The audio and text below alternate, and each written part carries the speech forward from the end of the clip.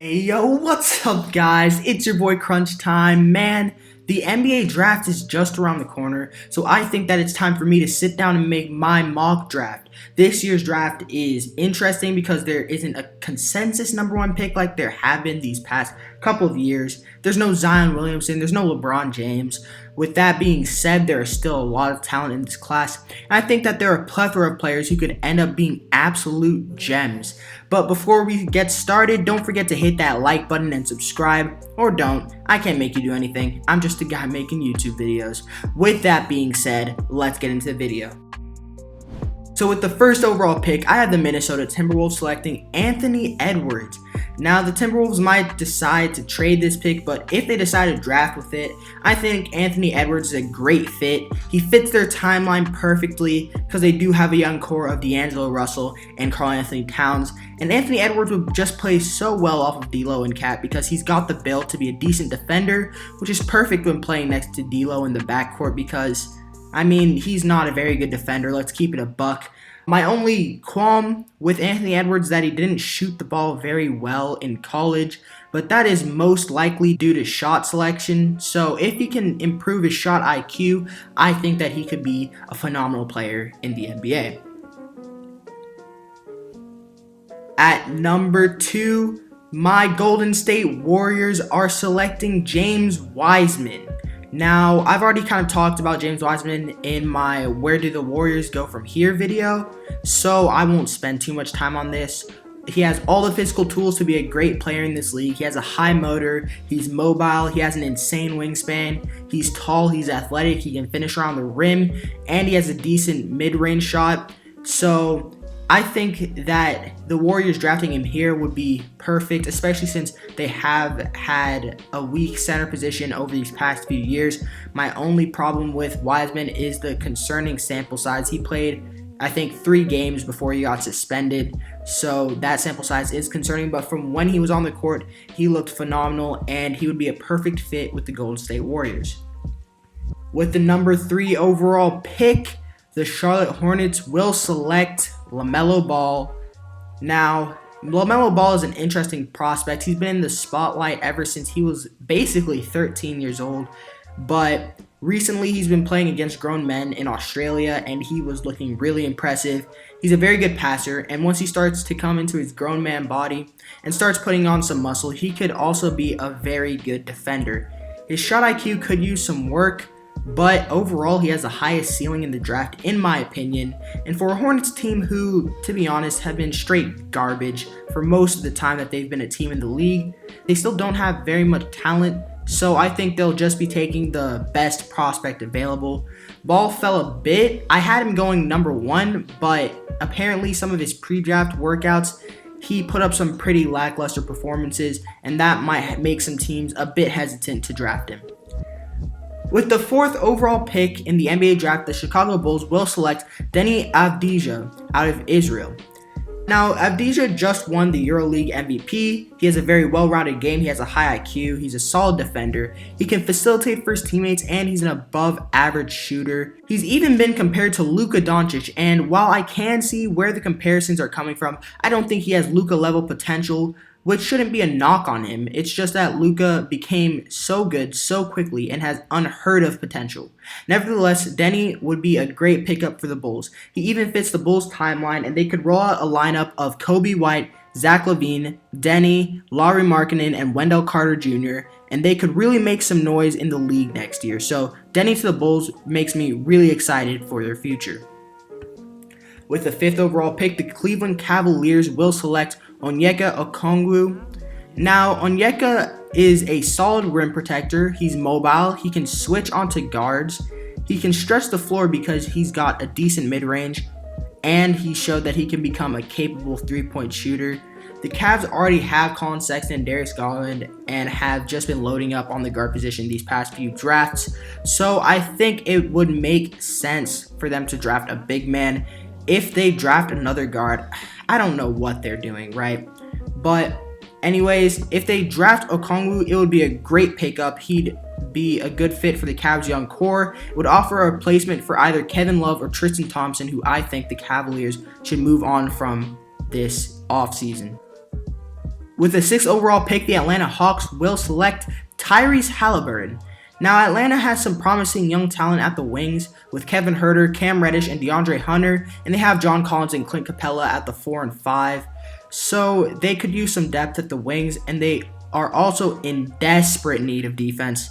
So Halliburton fits the bill perfectly. He can play on and off the ball. He can shoot the 3 ball as his averages from college might suggest, and he's a solid defender for a guard. So he'd play very nicely off of Trae Young, who might be the worst defender in the entire NBA, and that guard duo would be perfect. With the 7th overall pick, the Detroit Pistons select Killian Hayes. The Pistons need to blow it up immediately and start rebuilding, and Killian Hayes might be the perfect man to draft at this spot. He can hit the 3 ball, he can handle the ball, he can facilitate the offense for his team, and he has a deadly step back game. Killian is a player that the Pistons can build their team around going into the future, and really I think they should just be looking for the best player at this spot in the draft, because really they just need to get rid of almost everyone. I say they keep Christian Wood, so maybe not a power forward, but other than that I think anybody will do. With the 8th overall pick, the New York Knicks select Obi Toppin out of Dayton. Now, Obi Toppin is one of the safer options in the draft, as he is one of the more polished players in the draft. He spent 2 years in college at Dayton, during which he showed that he is a very capable 3-level scorer and a power forward with a high motor and tons of athleticism. His defense does need some work, but that's something he can definitely get better at because he has all the natural God-given tools to become a capable defender in the league. Even if he never becomes very good defensively, him and Mitchell Robinson's games would complement each other perfectly, and for a struggling New York team, I think that again, pairing these two in the front court would be deadly. And with the number 9 overall pick, the Washington Wizards select Devin Vassell. Vassell is a perfect pickup for the Washington Wizards, who should be trying to build a championship team around Bradley Beal and John Wall while they still can. He's one of the best shooters in the draft and is a very capable defender, as he is 6'7" with a 6'10" wingspan. Overall, Vassell might not have as high a ceiling as some of the other prospects in the draft, but he does have a very high floor and can become one of the best 3-and-D players in the NBA one day. With the 10th overall pick, the Phoenix Suns select Isaac Okoro. Okoro is one of, if not the best defensive wings in this draft. He can get to the basket and finish in the paint with the best of them. However, he needs to develop his 3-point shot. Either way, he would fit beautifully into the Suns system, who could potentially run a lineup of Ricky Rubio, Devin Booker, Isaac Okoro, Kelly Oubre, and DeAndre Ayton, assuming that they don't make any trades. That is a lineup that I would love to see, and because Okoro isn't a very ball-dominant player either, I think the Suns should jump at the chance to draft him here. With the 11th overall pick, the San Antonio Spurs select Aaron Nesmith. The Spurs' streak of dominance is over, and it's time for them to rebuild. They need to let the veterans DeMar DeRozan and LaMarcus Aldridge go so that their young players can develop. They already have their guard positions filled up by DeJounte Murray, Derek White, and Lonnie Walker, so it would make the most sense to select a wing here. Nesmith is a player that doesn't need the ball in his hands to be very effective, and he's a very capable defender. So the Spurs could definitely mold him into something very scary on the defensive end. However, the main attraction of Aaron Nesmith is his incredible shooting ability. In my opinion, he is the best shooter in the draft, and it showed as he shot 52.2% on 8 attempts from downtown at Vanderbilt. This was on a relatively small sample size, however, as he went down with an injury only 14 games into the season. But regardless, I think Nesmith is a perfect fit for the Spurs. With the 12th overall pick, the Sacramento Kings select Patrick Williams.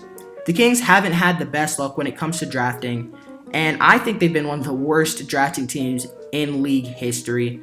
However, they need more talent at their wing spots, especially if Buddy Hield continues to demand for a trade, so Patrick Williams would be a perfect fit.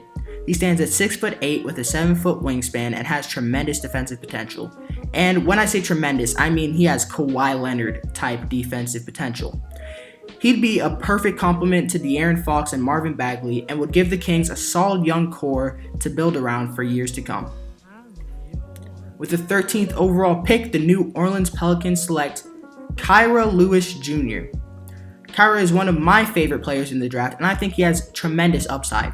He can finish at the rim, create his own shot, and has a solid three-point shot. I think he's a perfect fit for the Pelicans, who are one of the most exciting teams in the NBA because of how much young talent they got from the Anthony Davis deal, and of course because of Zion Williamson. They are in some need of some shooting, which Kyra could provide.